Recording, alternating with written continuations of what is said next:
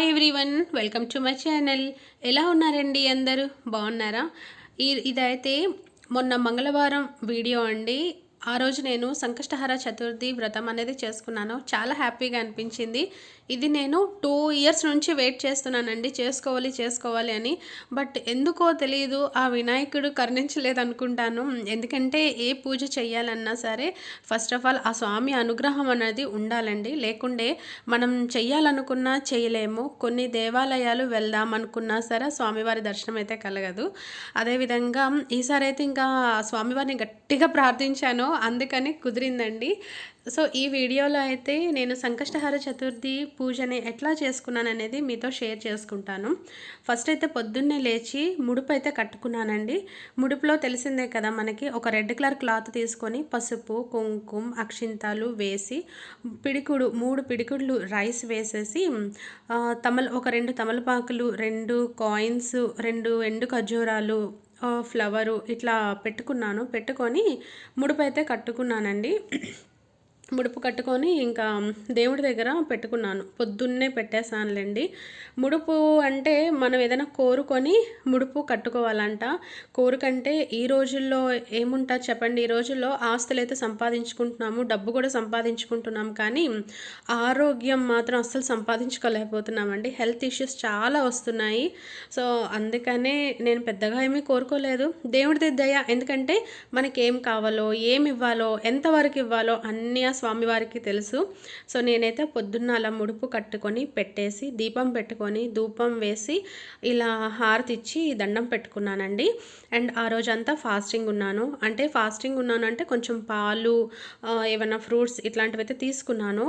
ఎందుకంటే complete fasting ఉండలేకపోయానండి. ముందు రోజు నేను 16 సోమవారాల వ్రతం చేస్తున్నాను కదా, అందుకని. అంటే ముందు రోజు fasting, again next day fasting అంటే కష్టం కదా. అండ్ మనకి పూజ చేసి అలాగ రెస్ట్ తీసుకోవడం కాదు కదా, ఇంట్లో చాలా పనులు ఉంటాయి కదండి. అవి చేసుకొని పూజలు, ఫాస్టింగ్ అంటే కొంచెం కష్టమే. అందుకే నేను ఎంతవరకు చేయగలనో అంతవరకే చేసుకుంటానండి. సో ఈవినింగ్ అయ్యాక మళ్ళీ యథాప్రకారంగా ఎప్పుడు నిత్య పూజ చేసుకుంటాను కదా, అక్కడ దీపాలు పెట్టుకొని, తులసి కోట దగ్గర దీపాలు పెట్టుకొని, దూరం దగ్గర దీపాలు పెట్టుకొని, అప్పుడు వినాయకుడిని పెట్టుకొని పూజ అనేది స్టార్ట్ చేశానండి. పీఠం ఇలా అన్నీ సర్దుకొని పెట్టుకున్నాను. ఒకవైపు వినాయకుడిని పెట్టుకున్నాను, పసుపు వినాయకుడిని. ఇంకోవైపు గౌరమ్మని పెట్టుకున్నానండి.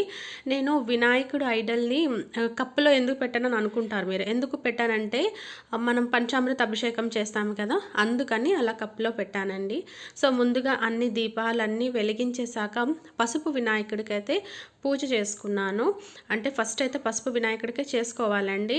మన పూజ అనేది సక్సెస్ఫుల్గా అవ్వాలని, ఎట్లాంటి అడ్డంకులు ఏమీ రాకుండా హ్యాపీగా జరిగిపోవాలి, మళ్ళీ మనం ఈ పూజ చేసుకోవాలని మనం అయితే పసుపు వినాయకుడికి దండం పెట్టుకోవాలి కదా. సో అదేవిధంగా వినాయకుడికి ప్రతి పూజకైతే ఎలా చేసుకుంటామో అలానే ధూపం, దీపం, నైవేద్యం, మంగళహారతి అన్నీ పెట్టయితే ఇలా పూజ అయితే చేసుకున్నానండి. పూజ అంతా కూడా నేను చదవలేదండి, ఓన్లీ స్టోరీస్ వరకే చదివాను. నేను నందూరి గారు చెప్పాను కదా, అంటే కొంతమంది కొన్ని గురువుల్ని ఫాలో అయిపోతారు. నేనైతే ఒక 2 ఇయర్స్ నుంచి నందూరి గారు వీడియోస్నే ఫాలో అవుతానండి. ఆయన ఎలా చెప్తే ఇంక అలానే పూజ చేసుకుంటాను. చాలామంది గురువులు చెప్తారు, అందరివి వింటే కన్ఫ్యూజ్ అవుతామండి. ఏదో ఒక గురువుని మనం అనుకొని అతన్ని చెప్పిన విధంగా చేసుకుంటే పూజలు మనకి బాగుంటుంది.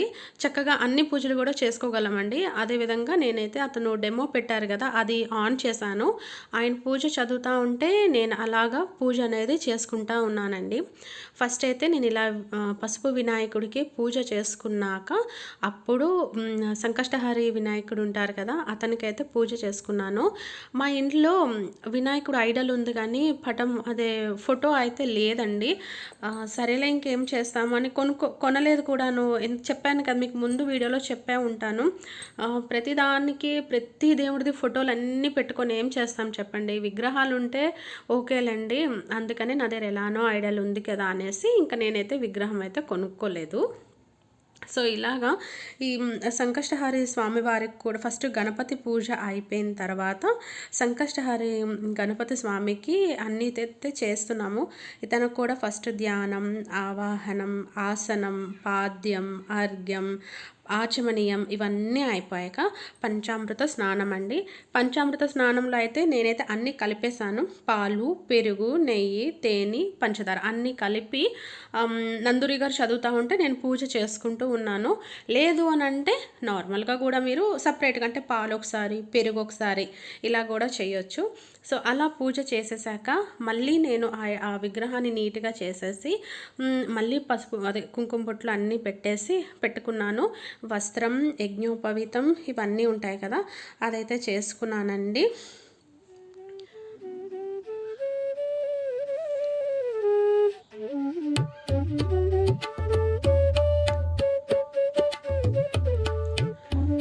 ఇవన్నీ అయిపోయాక ఇప్పుడు ఏంటంటే అంగపూజ అండి. అంగపూజ కూడా అతను చదువుతుండగానే నేను చేసుకున్నాను. యాక్చువల్గా నేను చదివి చేసుకోగలనండి. బట్ ఏంటంటే వినాయకుడు స్వామి పూజ అనేది ఇదే ఫస్ట్ టైం. యాక్చువల్గా నేను 2 ఇయర్స్ నుంచి అనుకుంటున్నానండి ఈ పూజ చేసుకోవాలని. బట్ నాకు ఎప్పుడు కుదరట్లేదు. సరే ఇంకా ఈసారి స్టార్ట్ చేసేసాను.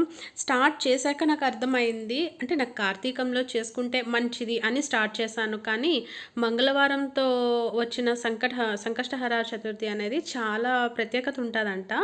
అంటే చాలా ఇంపార్టెంట్ అని అంటారు కదండి. కొన్ని పర్వదినాలు ఉంటాయి కదా, అలా చేసుకున్నాక అనుకున్నాను ఓకే చాలా హ్యాపీ అని అనిపించిందండి. ఎందుకంటే ఎప్పటి నుంచో అనుకునేది జరిగిందనుకోండి అది మనకి హ్యాపీయే కదా.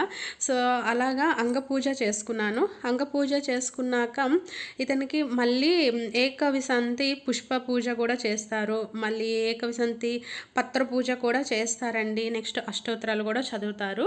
సో అతను చదువుతూ ఉంటే నేను అలా పువ్వులతోని ఇలా గరికతోని పూజ చేసుకుంటా ఉన్నాను. మీకు ఒక షాకింగ్ న్యూస్ చెప్పేదా, ఈ గరికి నాకు దొరకక 10 రూపాయలకి కొనుక్కున్నానండి. 10 రూపాయలకి పిడికుడు వచ్చిందంటే నమ్మండి అసలు. అంటే వాళ్ళు ఇచ్చిన కవర్లో డ్రై అయిపోయిందే ఎక్కువగా ఉంది. అదంతా నీట్గా చేసేసి పెట్టేటప్పటికి అది నాకు పిడికిడి కన్నా చాలా తక్కువగా వచ్చింది. మా డాడీకి చెప్పాను ఇలా గరికి కొనుక్కున్నానంటే ఆయన అంటారు, అయ్యో దేవుడా ఎక్కడ ఉన్నారమ్మా మీరు అనేసి. ఏం చేస్తాను చెప్పండి, నిజంగానే నేనైతే గరికి కొనుక్కున్నానండి. సో ఇలా పూజ చేసేసాక సంకటనాశన గణేష స్తోత్రం అనేది ఒకటి ఉంటుందండి. అది చాలా మంచి స్తోత్రం అంట. కుదిరితే అది మనం ఎవ్రీడే అయినా చదువుకోవచ్చు. 1 టైం అయినా, 3 టైమ్స్ అయినా, 5 టైమ్స్ అయినా సరే చదువుకోవచ్చు అండి. అది కూడా అతను చదువుతూ ఉంటే అయితే నేనైతే ఇలా పూజ చేసుకున్నాను. ఇలా సంకష్టహర స్వామి వారికి పూజ చేసుకున్నాక గౌరీదేవిని కూడా పూజ చేసుకోవాలండి. ఒకవైపు వినాయకుడిని పెట్టాను కదా, ఇంకోవైపు గౌరీమాతను అయితే పెట్టుకున్నాను. గౌరీదేవిని కూడా సేమ్ అదే విధంగా అయితే పూజ చేసుకోవాలి. చాలా చిన్న పూజ అండి, ఒక 2 నిమిషాల పూజ అంతే, ఎక్కువ అయితే కాదు. దాని తర్వాత స్వామివారికి ధూపం, దీపం అండ్ నైవేద్యం ఇవన్నీ అయితే పెట్టేసుకున్నాను. నైవేద్యం విషయానికి వస్తే నేను కుడుములు కాదు మోదకులు అయితే చేయలేకపోయానండి. ఫస్ట్ నేను ముడుపు కట్టాను కదా, ఆ ముడుపును అలాగే ఉంచేసి మా ఇంట్లో ఫ్రెష్గా ఆడించే రైస్ పౌడర్ ఉంటుందండి. అంటే మాకు పండే రైస్ మేము తెచ్చుకుంటాం. ఆ రైస్ని నేను పౌడర్ చేసేసి పెట్టుకుంటాను. దానికి ఎట్లాంటి అంటుముట్టి ఇలాంటివి ఏమి తగలనివ్వనండి. ఎందుకంటే నేను సప్త శనివారాలు వ్రతం చేసేటప్పుడు వాటితోనే ప్రమిదలు చేస్తానండి, బియ్యం పిండితో. అందుకే అది చాలా నీట్గా పెడతాను. సో అదే పిండితో నేను ఉండరాలు చేసుకున్నాను, స్వామివారికి ఇష్టమైనవి. మోదక్ ఆ షేప్ నాకు రాదండి, అస్సలు రాదు. అందుకని నేను అవి చేయలేదు. ఉండరాలు చేసుకొని ప్రసాదంగా నైవేద్యంగా పెట్టుకున్నాను. అండ్ తాంబూలం ఇచ్చేసి దాని నెక్స్ట్ నీరాజనం, అంటే ఇలా నీరాజనం అయితే ఇచ్చుకున్నాను. నిజం చెప్పాలంటే మీతో నేను ఎక్స్ప్రెస్ చేయలేకపోతున్నాను, కానీ చాలా హ్యాపీగా ఫీల్ అయ్యానండి. ఇది నా ఫస్ట్ పూజ. అసలు నేను పూజ చేసిన తర్వాత అక్క, చెల్లి అందరూ అడుగుతున్నారు, అబ్బా భలే చేసుకున్నావు, మేము కూడా స్టార్ట్ చేస్తాము అని.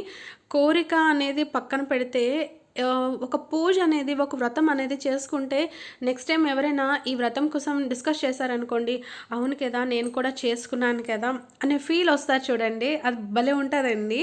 లేకుంటే అందరూ అన్ని పూజలు చేసుకుంటున్నారు, మనం ఏమీ చేసుకోలేకపోతున్నాము అనే ఒక బాధ అనేది అయితే ఉంటుంది కంపల్సరీగా.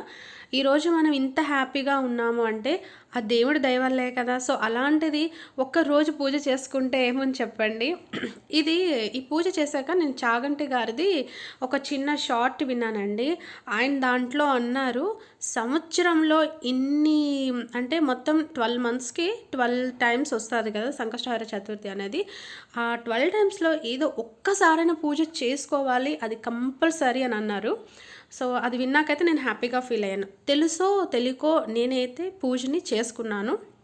అండ్ ఎవ్రీ మంత్ మేబీ నేను కంటిన్యూ చేయలేనండి.